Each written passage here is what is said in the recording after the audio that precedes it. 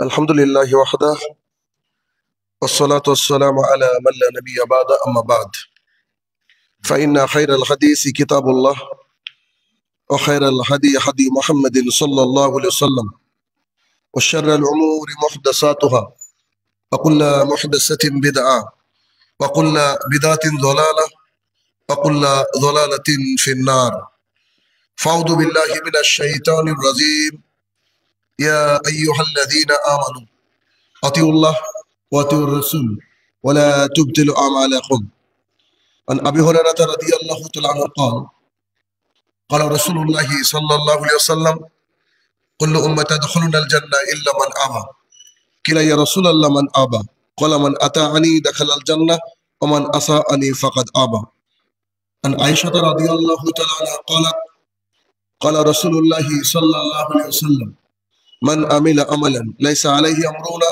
فهو رد সম্মানিত উপস্থিতি সর্বপ্রথম আল্লাহ সুবহানাহু ওয়া তাআলার বারগাহে শুকরিয়া জ্ঞাপন করব যে আল্লাহ তাআলা বিচার দিবসের একচ্ছত্র অধিপতি, যে আল্লাহ সুবহানাহু ওয়া তাআলা বিশ্ব নিয়ন্তা, হায়াত এবং মওতের মালিক, যে আল্লাহ সুবহানাহু ওয়া তাআলা আপনাকে আমাকে সালাতুল জুমআ আদায় করার লক্ষ্যে মসজিদে প্রেরণ করেছেন, তারই বারগাহে শুকরিয়া জ্ঞাপনার্থে আমরা বলি আলহামদুলিল্লাহ। অতঃপর সমগ্র মানব জাতির শিক্ষক, সমগ্র মানব জাতির পথপ্রদর্শক মুহাম্মদুর রাসূলুল্লাহ সাল্লাল্লাহু আলাইহি ওয়াসাল্লামের উপর শতকোটি সালাত ও সালাম বর্ষিত হোক, আমরা বলি আল্লাহুম্মা আমিন। আজকে আমাদের সংক্ষিপ্ত ধারাবাহিক জুমার খুতবার বিষয় অল্পে তুষ্টি পর্ব ৩, অর্থাৎ সামান্যতে খুশি এর পর্বে ৩। আজকে আমরা কিছু কোরআন এবং সুন্নাহ থেকে আলোচনা করার আলোচনা শোনার বা আলোচনা শুনে তদ অনুযায়ী আমল করার চেষ্টা করবে ইনশাআল্লাহ আজিজ। গতদিন পর্যন্ত আমরা জেনে এসেছিলাম যে অল্পে তুষ্টির ক্ষেত্র, সর্বশেষ যে ক্ষেত্রটা আলোচনা করেছিলাম তা ছিল পোশাক পরিচ্ছদ, অর্থাৎ পোশাক পরিচ্ছদের মধ্যে বিলাসিতা চলবে না, সেখানে আমাদেরকে অল্পে তুষ্টি অর্জন করতে হবে। আজকে আলোচনার প্রথম অংশ হচ্ছে যে আমরা সম্পদ যখন উপার্জন করব, অর্থাৎ সংসার চালানোর জন্য, দুনিয়ার বুকে ভালোভাবে থাকার জন্য সম্পদ খুবই জরুরি। একজন মানুষ সম্পদ উপার্জন করে দুনিয়ার বুকে ভালোভাবে চলার জন্য, যাতে করে টেনশন মুক্ত জীবন যাপন করা যায় সেই লক্ষ্যে। তো সেই ক্ষেত্রে আমাদেরকে দেখতে হবে তাতেও যেন আমরা একটু অল্পে তুষ্টি অর্জন করতে পারি, অর্থাৎ সম্পদ অর্জনে অল্পে তুষ্টি। যে সম্পদ আমরা অর্জন করব, অঢেল সম্পদ আমরা অর্জন করছি, এগুলো এমন কিছু প্রয়োজন নাই। যতগুলো দরকার, যতটুকু আমাদের দরকার, যতটুকু করলে আমরা অন্তত পক্ষে আল্লাহ সুবহানাহু ওয়া তাআলার ইবাদত থেকে গাফেল হব না, যতটুকু উপার্জন করে আমার সংসার সুন্দরভাবে চলবে, কারো কাছে হাত পাততে হবে না, অতটুকু আমাদেরকে উপার্জন করা উচিত। যদিচ আমরা সম্পদ উপার্জনের ক্ষেত্রে অনেক মানুষই নিজের যে হুঁশ বা যেই ওয়েতে উপার্জন করা উচিত তা আমরা বেশিরভাগ সময় এটা হারিয়ে ফেলি। অর্থাৎ মূল কথা হচ্ছে যে সম্পদ উপার্জনের ক্ষেত্রে আমরা একেবারে নেশায় এতটাই মত্ত হই যে এটা কি হালাল নাকি হারাম, এই বিষয়টা কিন্তু আমরা একেবারেই খেয়াল করি না। তবে খেয়াল করাটা এই জন্য জরুরি যে রাসূলুল্লাহ সাল্লাল্লাহু আলাইহি ওয়াসাল্লামের বিভিন্ন হাদিস থেকে আমরা বুঝতে পারি যে ইবাদত কবুলের যত শর্ত রয়েছে তার মধ্যে অন্যতম একটা বিশেষ শর্ত হচ্ছে হালাল রুজি। সোজাভাবে বলতে গেলে আজকে যে আমরা সালাত আদায় করতে এসেছি, এই নামাজটা পড়া হয়ে গেল অনেকের, আমরা পড়বো, আবার ফরজ সালাত আদায় করব। তো আজকের এই সালাতটা কবুল হওয়া না হওয়া অনেকটা নির্ভর করে সম্পদ উপার্জনে আমাদের হালাল নাকি হারাম। অর্থাৎ আমরা যদি শুধু জুমা নয়, 5 ওয়াক্ত সালাত, তাহাজ্জুদ, হজ, যত আহকাম রয়েছে সবগুলোকে মানি, কিন্তু আমাদের উপার্জন যদি হারাম হয় তাহলে এগুলো আল্লাহ সুবহানাহু ওয়া তাআলার দরবারে গৃহীত হবে না বলে আমরা বিভিন্ন হাদিস থেকে বুঝতে পারি। অতএব সম্পদ উপার্জনের ক্ষেত্রে খুব ভালো একটা ক্রাইটেরিয়া এটা যে সম্পদ উপার্জন করার সময় হালাল ইনকাম করতে হবে। আমরা জানি যে রাসূলুল্লাহ সাল্লাল্লাহু আলাইহি ওয়াসাল্লামের বিখ্যাত একটা হাদিস রয়েছে যে কোনো আদম সন্তান কিয়ামতের মাঠে এক পা সামনের দিকে এগোতে পারবে না যতক্ষণ না সে কয়েকটা প্রশ্নের উত্তর দিবে। তার মধ্যে একটা প্রশ্ন হচ্ছে যে তুমি কোথা থেকে উপার্জন করেছো এবং কোথায় তুমি ব্যয় করেছো। সুতরাং সম্পদ আমরা উপার্জন করব, কিন্তু আমরা কোথা থেকে ইনকাম করছি আর কোথায় খরচ করছি সেটা কিন্তু আমাদেরকে জানতে হবে। আল্লাহ সুবহানাহু ওয়া তাআলা কুরআনুল কারীমের মধ্যে রাসূলুল্লাহ সাল্লাল্লাহু আলাইহি ওয়াসাল্লামকে একবার বলেছেন এভাবে, আল্লাহ সুবহানাহু ওয়া তাআলা রাসূল সাল্লাল্লাহু আলাইহি ওয়াসাল্লামকে উদ্দেশ্য করে বলেছেন যে শোনো, যখন তুমি দেশ বিদেশে চলবা, বিভিন্ন প্রান্তে তুমি যাবা, তখন যখন বিচরণ করবা, তখন যেন তাদের সম্পদ তোমাকে ধোকায় না ফেলে দেয়। আমাদের যে আমরা অত্র এলাকায় বসবাস করি, যতটুকু দেখে অভ্যস্ত এতটুকুই, কিন্তু আমরা যখন দেশ বিদেশে ভ্রমণ করি বা করব, তখন কিন্তু আমরা বিশাল বিশাল অট্টালিকা, প্রচুর বড় ব্যবসা, প্রচুর বড় ফ্যাক্টরি আমরা দেখে থাকি। তো সেটা দেখে আমাদের মনটা চাইবে যে ওইরকম একটা ফ্যাক্টরির মালিক হয়, ওরকম একটা বাড়ির, ওরকম একটা গাড়ির মালিক হয়। এইগুলা যেন তোমাকে ধোকায় না ফেলে দেয়। শোনো, অতি সামান্যই ভোগ মাত্র, অর্থাৎ খুবই অল্পই আমরা খেয়ে থাকি। আমাদের যতই সম্পদ হোক না কেন, আমাদের যে খাওয়ার লিমিটেশন, এটা কিন্তু একটা অল্প। এই জন্য আল্লাহ সুবহানাহু ওয়া তাআলা মোট কথা মুহাম্মদ সাল্লাল্লাহু আলাইহি ওয়াসাল্লামকে বলছে, তুমি যখন দেশ বিদেশে সফর করবা, তাদের এই আধিক্য দেখে যেন তুমি বিচলিত না হও। শুনে রাখো, খাবার যেটা যেটা আমরা গ্রহণ করি সেটা হচ্ছে সামান্য, অথবা ওদের ঠিকানা হবে জাহান্নাম। মানে যাদেরকে অধিক দেওয়া হয়েছে আর সেই নানান ভাবে ওরা খরচ করেছে, অপব্যয় করেছে, অপচয় করেছে, ওদের ঠিকানা হবে জাহান্নাম। আর আল্লাহ সুবহানাহু ওয়া তাআলা শেষে বলছেন, জাহান্নাম কতই না নিকৃষ্ট স্থান। অর্থাৎ কেউ অনেক পেয়ে গেল, এই অনেক পাওয়া দেখে আমরা যদি মনে করি যে তার অনেক টাকা, অনেকই, আল্লাহ সুবহানাহু ওয়া তাআলা বলছে ধোঁকা খাওয়ার কোনো যুক্তি নেই। কারণ সামান্যতে আমাদের কি হয়, পেটটা ভরে যায়, আর আমাদের এতগুলো দরকার নেই। আমরা যখন বেশি লোভ করতে যাব, বেশি দেখতে যাব, তো সেই ক্ষেত্রে আমাদের অনেক ক্ষতির জায়গা রয়েছে বলে আল্লাহ সুবহানাহু ওয়া তাআলা আমাদেরকে এটা জানালেন। ইমাম শাওকানি রাহমাতুল্লাহ আলাইহি এই আয়াতকে যখন আলোচনা করছেন, আলোচনা করতে গিয়ে বলছেন যে দেশ বিদেশে কাফের বেদিন বেঈমানরা বিশাল বড় বড় ব্যবসার মালিক, বড় বড় জাহাজের মালিক, বড় বড় অট্টালিকার মালিক, মানে অনেক তাদের ব্যবসা ইত্যাদি, এই সবগুলা বা তাদের উপার্জন দেখে আমাদেরকে আল্লাহ সুবহানাহু ওয়া তাআলা, মানে আমাদের চোখটা যেন তাদের দিকে না ধাবিত হয়, আমাদের অন্তর যেন ওই দিকে না ধাবিত হয়, এই বিষয়টা আল্লাহ সুবহানাহু ওয়া তাআলা বোঝানোর চেষ্টা করেছে। অর্থাৎ কাফেরকে আল্লাহ সম্পদ দিয়েছে, আপনাকে আমাকে আল্লাহ সম্পদ দিয়েছে। কাফেরকে যে সম্পদ দেওয়া হয়েছে, এই সম্পদ তো খেয়ে সে জাহান্নামে যাবে। তাহলে আপনার তো ওই আল্লাহ তাআলা তো দেয়নি আপনাকে যা কাফেরকে দিয়েছে, অথবা আল্লাহ আপনাকে যা দিয়েছে তাতে তো অল্পে তুষ্ট থাকতে পারেন, এর বিনিময়ে হয়তো জান্নাত পাবেন। কিন্তু কাফেরকে যতই দিক না কেন, তাকে এটা নিয়ে কোথায় যেতে হবে? জাহান্নাম যেতে হবে। সুতরাং যখনই কোনো কারো সম্পদ দেখবেন, এই দিকে যেন আমাদের অন্তরটা না যায়। আমরা আমাদের যতটুকু আছে অতটুকু তো আমাদেরকে অল্পে তুষ্ট থাকতে হবে। এটা হচ্ছে মূল এই জায়গা। মানে যত অল্পে তুষ্ট থাকবো তত আমরা শান্তি পাবো। আর ভালো করে খেয়াল করে দেখবেন, যাকে আল্লাহ সুবহানাহু ওয়া তাআলা যত বেশি সম্পদ দিয়েছে, তার আবার আরো বেশি চায়, আরো বেশি চায়। এ বিষয়ে হাদিসও আছে, সেগুলো আমরা বলবো। তার আগে আমরা এটুকু বুঝি যে যাকে যত বেশি সম্পদ দিয়েছে, সে বলছে আরো বেশি চাই। তার মানে এই শব্দের অর্থ হচ্ছে, কাউকে 1 লাখ টাকা দিয়েছে, ও 1 লাখ টাকায় খুশি না। কাউকে 1 কোটি দিয়েছে, তাতেও খুশি না। কাউকে অর্ধেক পৃথিবী দিয়েছে, তাতেও খুশি না। তার মানে প্রত্যেকের চাহিদা যদি আরো চাই হয়, তাহলে তো সে খুশি কোনোদিন হবে না। কিন্তু কাউকে আল্লাহ সুবহানাহু ওয়া তাআলা 1 লাখ টাকা দিয়েছে, সে যদি বলে আলহামদুলিল্লাহ যথেষ্ট আমার জন্য, তাহলে সে খুশি। কাউকে 2 লাখ টাকা দিয়েছে, কাউকে 2 কোটি টাকা দিয়েছে, সে যদি বলে আলহামদুলিল্লাহ, তাহলে সে খুশি। তাহলে 1 লাখ টাকাওয়ালা ও যদি মনে করে আরো দরকার, তাহলে সে যেমন খুশি না, 1 বিলিয়ন টাকা যার কাছে আছে সেও খুশি না। কেন?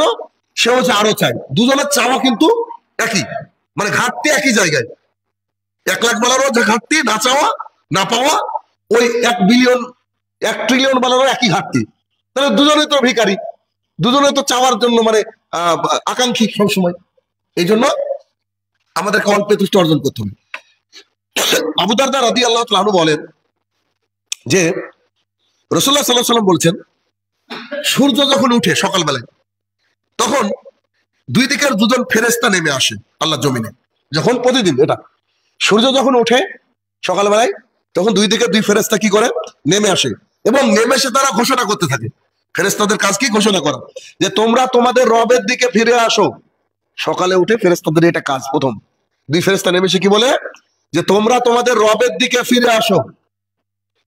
তো আল্লাহ তাআলার দিকে তোমরা ফিরে আসো। শুনে রাখো, ফেরেশতা বলছে শুনে রাখো, যে সম্পদের প্রাচুর্য, যে সম্পদকে অর্জন করতে গিয়ে যে সম্পদ তোমার বাড়িতে আছে, যে সম্পদকে অর্জন করার জন্য আকাঙ্ক্ষা করছো, সেই সম্পদ যদি আল্লাহ স্মরণ থেকে তোমাকে গাফেল করে, আল্লাহর স্মরণ থেকে তোমাকে যদি গাফেল করে, তাহলে তা অপেক্ষা অল্প সামান্য কিছু সম্পদই তোমার জন্য উত্তম। এর মানে কি?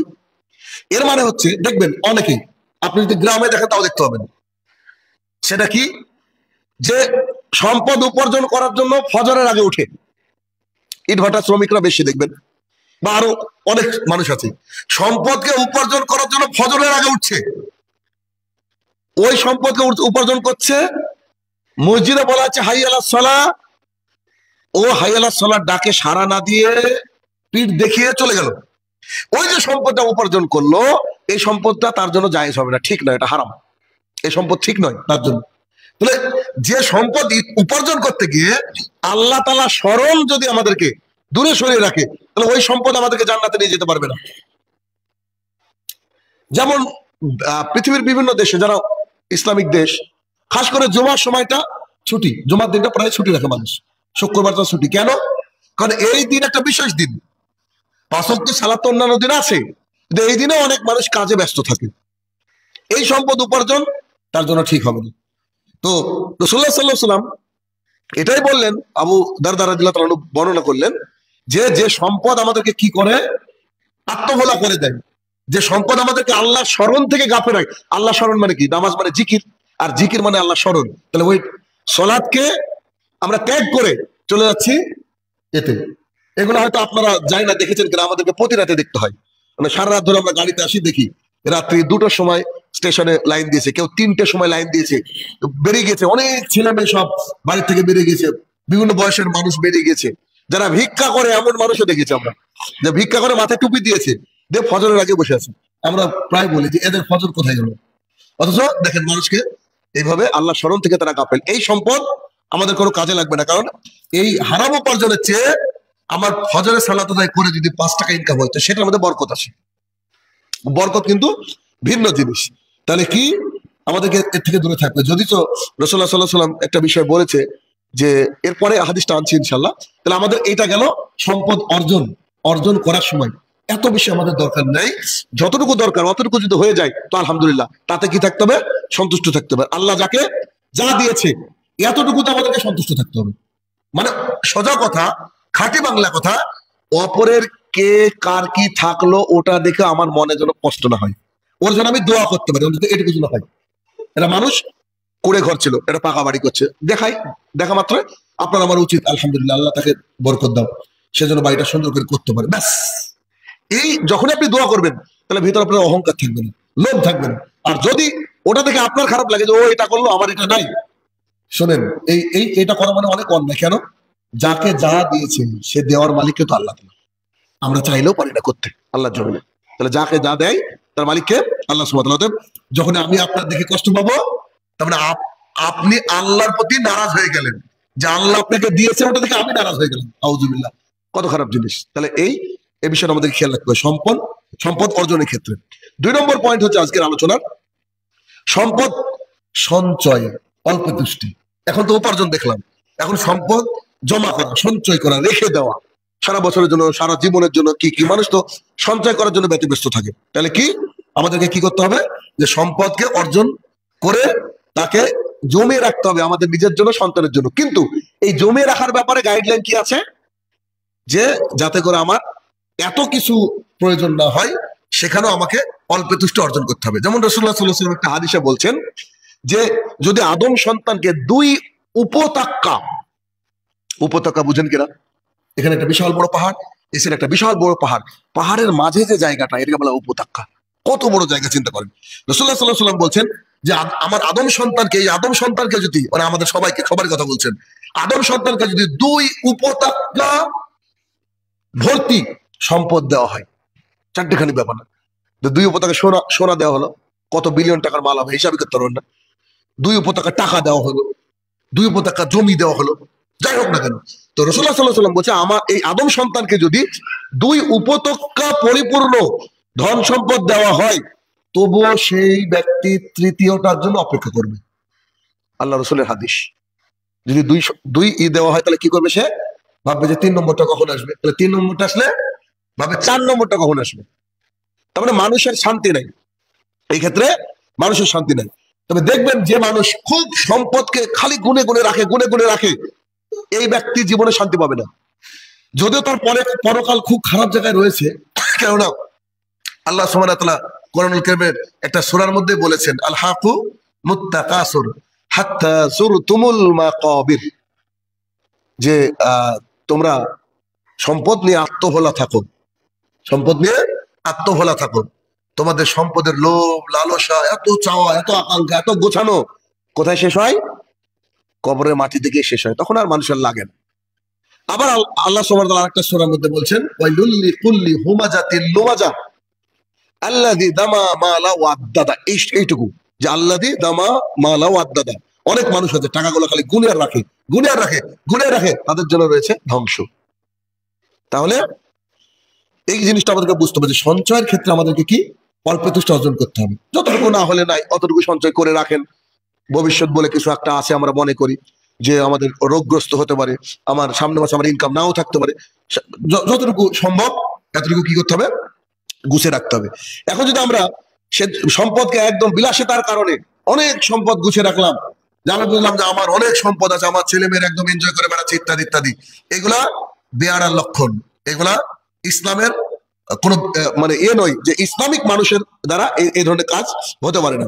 এই জন্য রাসূলুল্লাহ সাল্লাল্লাহু আলাইহি ওয়াসাল্লাম ওটাই বলেছে যে যার দুটো উপত্যকা সম্পদ পরিপূর্ণ দেওয়া হলো, সে তৃতীয়টা জন্য অপেক্ষা করবে। আর আদম সন্তানের পেট কিছুতেই ভরবে না। আল্লাহ তাআলা বলে দিলেন কোথায় ভরবে? যখন সে ব্যক্তি কবরে যাবে। কবরে যাওয়ার আগ পর্যন্ত একজন মানুষের কখনো আত্মতৃপ্তি, পরিতৃপ্তি যে আর লাগবে না, ব্যাস এইটা বলতে পারে না মানুষ। মানে ইনকাম আসলে মানুষকে করতে হবে, এটা একটা ব্যাপার দুনিয়ার মধ্যে।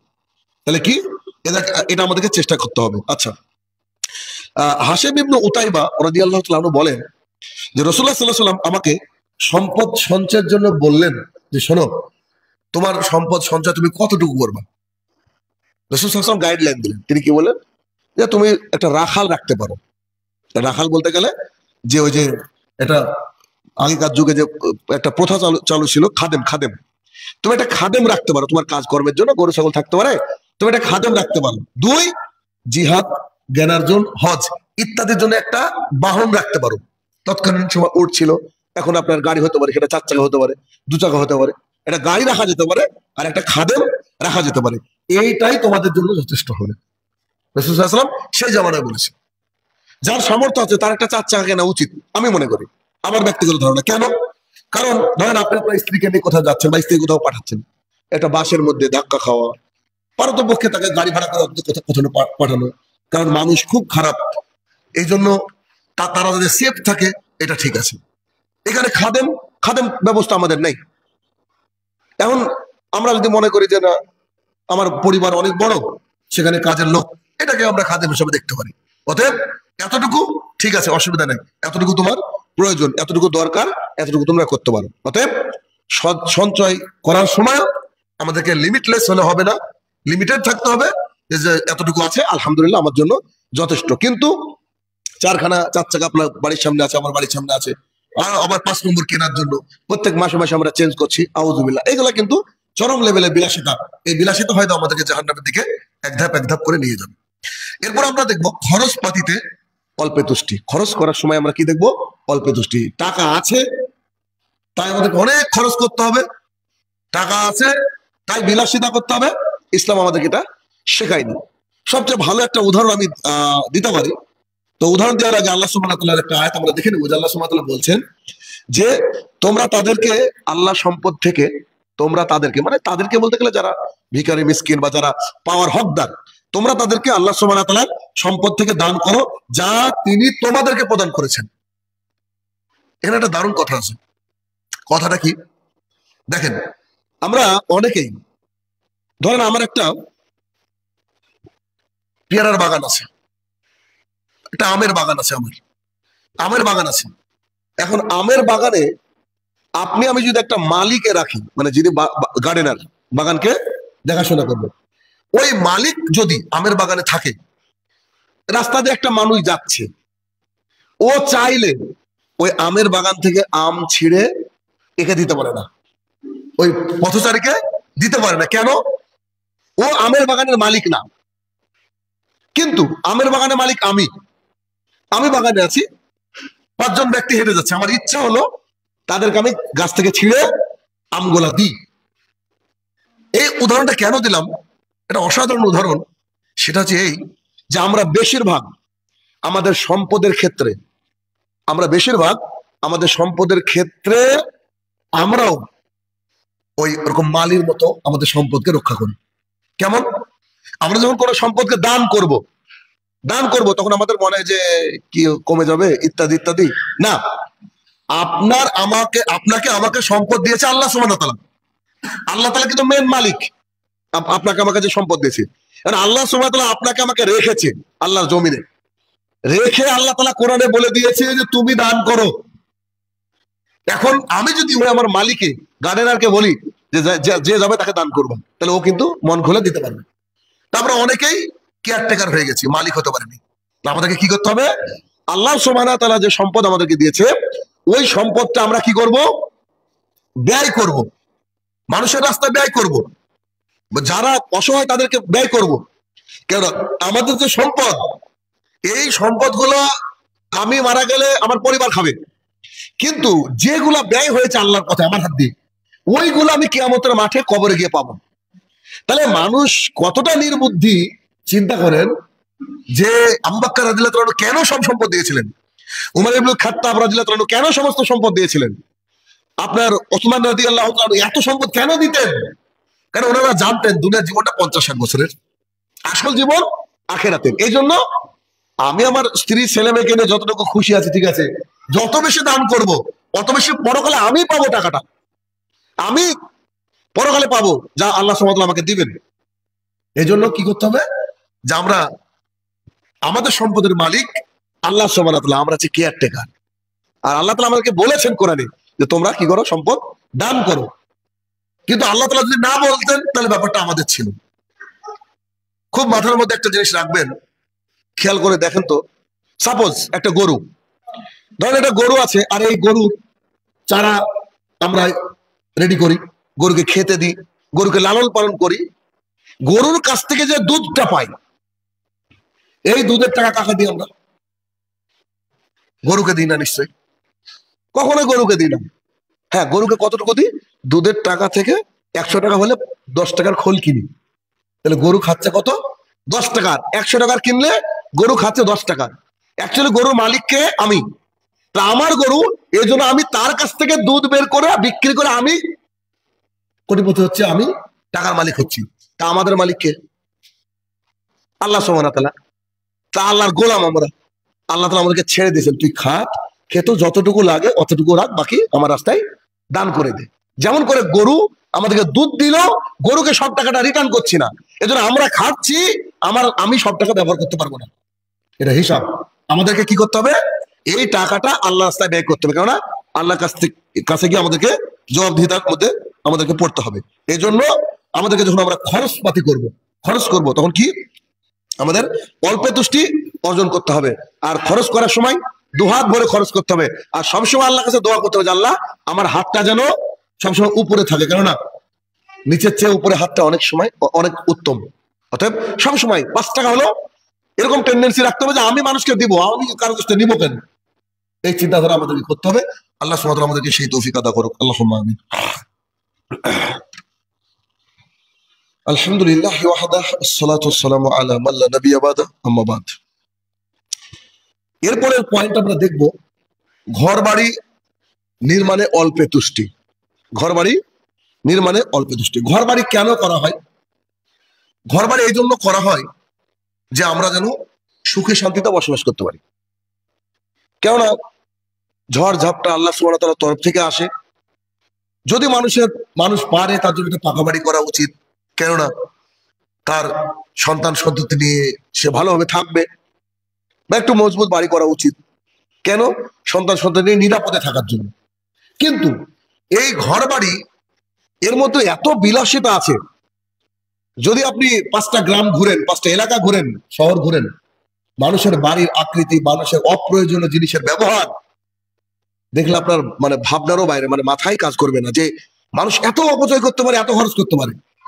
ঘর বাড়ি নির্মাণের ক্ষেত্রে খুব মারাত্মক একটা হাদিস আমি সেদিন বলবো বলেছিলাম, গত জুমায় মধ্যে বলেছিলাম যে এই হাদিসটা বলবো, যেটা আমাকে একদম নড়িয়ে রেখে দিয়েছে। হাদিসটা কত কঠিন সেটা কি? এই হাদিসটা আবু দাউদের হাদিস। নাসিরউদ্দিন আলবানী রহমতুল্লাহ আলাইহি হাদিসটাকে প্রথমে কিন্তু জয়ীফ বলেছিলেন, পরে তিনি বলেছেন যে না, হাদিসটা হচ্ছে সহিহ, আবু দাউদের হাদিস। তো হাদিসটা আমরা দেখবো। আনাস ইবনে মালিক রাদিয়াল্লাহু তাআলা আনহু বলেন, আজকে সব খুতবার সবকিছু ভুলে গেল, হাদিসটা মাথার মধ্যে রাখবেন। আনাস ইবনে মালিক রাদিয়াল্লাহু তাআলা আনহু বলেন যে একবার আমরা মুহাম্মদ সাল্লাল্লাহু আলাইহি সাল্লামের সঙ্গে বেরালাম, সকালবেলা হাঁটছে বা কোনো সময় বের হলাম বাড়ির থেকে। তো এমন সময় তিনি একটা উঁচু গম্বুজওয়ালা একটা বাড়ির দিকে তাকালেন। উঁচু একটা গম্বুজ, বাড়ির সামনে একটা গম্বুজ করেছে, উঁচু গম্বুজওয়ালা একটা বাড়ির দিকে তাকালেন। তাকে জিজ্ঞাসা করলেন যে এই বাড়িটা কার? রাসূল সাল্লাল্লাহু আলাইহি ওয়াসাল্লাম জিজ্ঞাসা করলেন যে এই বাড়িটা কার? তখন সাহাবীগণ বললেন যে এটা অমুক আনসারী ব্যক্তির, মানে নাম বললেন হয়তো, এই ওই যে আপনি চিনেন বা এরকম একটা অমুক আনসারী ব্যক্তির। রাসূলুল্লাহ সাল্লাল্লাহু আলাইহি ওয়াসাল্লাম এটা শুনে নীরবতা অবলম্বন করলেন, কিছু বললেন না। কিন্তু তাকে দেখে আমাদের মনে হলো যে তিনি মানে ঘৃণা ভরে প্রত্যাখ্যান করলেন, তার পছন্দ হয়নি বাড়িটা, চুপ থাকলেন। পরিশেষে সেই বাড়িওয়ালা হঠাৎ এসে আমাদের মাঝে তিনি রাসূলুল্লাহ সাল্লাল্লাহু আলাইহি ওয়াসাল্লামকে সালাম দিলেন। রাসূলুল্লাহ সাল্লাল্লাহু আলাইহি ওয়াসাল্লাম তার দিক থেকে চেহারাকে ঘুরিয়ে নিলেন, মানে ইনি হয়তো এদিক থেকে এসেছেন, তিনি এভাবে ঘুরে দাঁড়ালেন, তার সালাম নিলেন না আর কি, চেহারাকে ঘুরিয়ে দিলেন। এরূপ তিনি কয়েকবার করলেন, মানে যখনই তিনি ঘুরে গেলেন আল্লাহ রাসূলের সামনে তিনি গেলেন, আবার এদিক থেকে ঘুরলেন, কিন্তু আল্লাহ রাসূল কিছু বললেন না। ফলে লোকটা রাসূলুল্লাহ সাল্লাল্লাহু আলাইহি ওয়াসাল্লামের রাগ হওয়ার বিষয়টা সাহাবায়ে কেরামদের কাছে জিজ্ঞাসা করলেন যে আচ্ছা কি ব্যাপার, রাসূল সাল্লাল্লাহু আলাইহি ওয়াসাল্লাম এরকম করলেন কেন? আমি সালাম দিলাম, কয়েকবার সালাম দিলাম, আর তিনি মুখটাকে আমার তরফ থেকে ফিরিয়ে নিলেন, এর পিছনে কারণ কি তোমরা কি কেউ জানো? তখন সাহাবায়ে কেরাম বললেন যে রাসূল সাল্লাল্লাহু আলাইহি ওয়াসাল্লাম বেরোনোর পর তিনি আপনার এই গম্বুজওয়ালা বাড়িটা থেকে অসন্তুষ্ট হয়েছেন, তিনার খুব খারাপ লেগেছে আপনার বাড়িটা, বাড়ির মধ্যে এত বিলাসিতা আছে, এত বিলাসিতা, এত তো কিছু দরকার নেই। তো লোকটি এই কথা শুনে সঙ্গে সঙ্গে বের হয়ে গেল এবং গম্বুজওয়ালা বাড়িটিকে একবারে ভেঙে মাটির সাথে মিশিয়ে দিল, ওখানে ভেঙে মাটির সাথে মিশিয়ে দিল। তখন রাসূলুল্লাহ সাল্লাল্লাহু আলাইহি ওয়াসাল্লাম এখানে উপস্থিত ছিলেন না, ওখান থেকে চলে গিয়েছেন, তিনি গিয়ে মিশিয়ে দিয়েছেন। অতঃপর একদিন রাসূলুল্লাহ সাল্লাল্লাহু আলাইহি ওয়াসাল্লাম আবার বের হলেন, বের হওয়ার পর হঠাৎ ওইদিকে তাকিয়ে দেখলেন যে বাড়িটিকে তিনি দেখতে পেলেন না। তখন জিজ্ঞাসা করলেন যে ভবনটির কি হলো, ঘরটা কোথায় গেল, বাড়িটা কোথায় গেল, বিল্ডিংটা কোথায় গেল? তো সাহাবীরা বললেন যে এর মালিক আপনি অসন্তুষ্ট হয়েছেন এটা দেখে সে কি করেছে, এটাকে ভেঙে ফেলেছে। তখন রাসূলুল্লাহ সাল্লাল্লাহু আলাইহি ওয়াসাল্লাম বললেন যে সাবধান, এতদিন পর তিনি কথা বলছেন, সাবধান, একান্ত প্রয়োজন ব্যতীত, একান্ত প্রয়োজন ব্যতীত কোন ঘর, দালান কোঠা, গম্বুজ ইত্যাদি মালিকের জন্য বিপদের কারণ। একান্ত প্রয়োজন ছাড়া যে বাড়িঘর করা হয় তা হচ্ছে মালিকের বিপদের কারণ বা মালিকের আযাবের কারণ। এবার ভাবেন, আপনি কল্পনা করেন, একবার কল্পনা করেন যে রাসূলুল্লাহ সাল্লাল্লাহু আলাইহি ওয়াসাল্লাম বাড়িটাকে দেখলেন, তিনি অসন্তুষ্ট হলেন, সাহাবায়ে কেরামরা কতটা জান্নাতের পিপাসু ছিলেন যে তিনি বাড়িটা ভেঙে ফেললেন। এখন আপনাদের আমাদের মনে অনেকে মনে প্রশ্ন আসছে, আমাদের বাড়িঘর গুলা কি হবে? এই বাড়িঘরটা ছিল এমন বাড়ি যে তাকালেই চোখে পড়ার মতো, দেখবেন বিনা কারণে মানুষ অনেকগুলা ঘর করে রেখে দেয়, অনেকগুলা ঘর করে রেখে দেয়। কারণ যেহেতু আমরা ইসলামের কথা বলি, বক্তা মানুষ, তা আমাদেরকে এমন এমন বাড়িতে থাকতে দেয়, 1 ঘন্টা 1.5 ঘন্টা একটু রেস্ট করি, আর কল্পনাও করা যায় না গোটা বাড়ি পরিষ্কার করার জন্য 5 জন 10 জন লোক লাগে, এমন বাড়িতে আমাদেরকে থাকতে দেয়। আমরা অবাক হয়ে যাই, এত বড় বাড়ি কি দরকার, অথচ তার কেউ নেই। একটা ছেলে হয়তো বিদেশে পড়াশোনা করে, একটা মেয়ে বিয়ে হয়ে গেছে, বা 2টো ছেলে, এরকম আমরা অনেক দৃশ্য দেখেছি। বাড়ির বাইরে থেকে যখন আমরা তাকাই নিজেকেই খারাপ লাগে যে এই বাড়িতে আমরা ঢুকবো। এই টাইপের যে বাড়ি, অপ্রয়োজনীয় বাড়ি, সেই বাড়ির কথা কিন্তু রাসূল সাল্লাল্লাহু আলাইহি ওয়াসাল্লাম এই হাদিসের মাধ্যমে বোঝাতে চেয়েছে। একজন বাড়িতে 5 জন সদস্য, আপনি যদি 7টা ঘর করেন ঠিক আছে, কেন? আত্মীয় স্বজন আসলে একটা ঘরে আপনি তাকে আলাদা রাখবেন, এতটুকু ঠিক আছে, কিন্তু অতিরিক্ত একবারে এমন কিছু চাকচিক্য করা যে বাড়ির থেকে বেরোলেই আপনার বাড়িটা দেখলে মনে ওরে বাপ রে বাপ কি করেছে, এইরকম এইরকম কিছু রাসূলুল্লাহ সাল্লাল্লাহু আলাইহি ওয়াসাল্লাম অপছন্দ করতেন। তাই এই হাদিসের মাধ্যমে এটা আমরা বুঝতে পারলাম যে রাসূল সাল্লাল্লাহু আলাইহি ওয়াসাল্লামের ক্রোধ রাগ বেড়ে গিয়েছিল, দেখে খারাপ লেগেছিল, তো সাহাবী সঙ্গে সঙ্গে কি করলেন, এটাকে ভেঙে ফেললেন। সোজা কথা এই যে পৃথিবীর বুকে বেশি দিন আমরা থাকতে আসিনি, যতদিন থাকবো ততদিন যেন ভালোভাবে চলে যেতে পারে, এতটুকু যথেষ্ট। এমনও মন্ত্রী আছে যে পৃথিবীর প্রত্যেকটা দেশে তাদের বাড়িঘর আছে, এমনও নেতা আছে যাদের 8-10টা করে বাড়িঘর। কি দরকার ভাই, এত তো প্রয়োজন নেই। এগুলো হচ্ছে অপচয় সামিল, এইগুলা আপনার জাহান্নামে যাওয়ার অন্যতম একটা কারণ হতে পারে বলে আমরা মনে করি। তাহলে কি প্রয়োজনের অতিরিক্ত কিছু করা ঠিক নয়, প্রয়োজনের অতিরিক্ত করা ঠিক নয়। হ্যাঁ, যেগুলো প্রয়োজন, যেগুলো একান্ত দরকার করতে পারেন আপনি, 2তলা 3তলা 5তলা করেন, অসুবিধা নাই।